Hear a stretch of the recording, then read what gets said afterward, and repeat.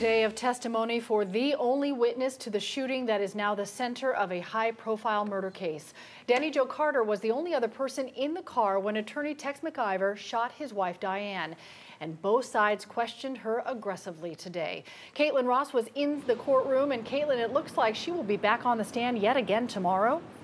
Yeah, Cheryl, we just heard from the judge that Dani Jo Carter will be back on the stand for the third day in a row. She's already been up in that witness box for 16 hours, at times telling the defense attorney her memory was getting mushy. She needed a break because she had been up there talking for so long. She talked a lot about Tex and Diane's relationship. She had known the couple for more than a decade. She said they seemed to have a great relationship. They were very close. They also talked about how Diane was generous. She would lend all of her friends money, though Dani Jo says she always expected to pay on time and with interest. The one point of contention between the prosecution and defense was that Tex-McIver asked her to tell police she was not the one who drove them to the ER. She said she felt uncomfortable with the whole thing. I did not. That stupid conversation. It was a bad conversation that sounded.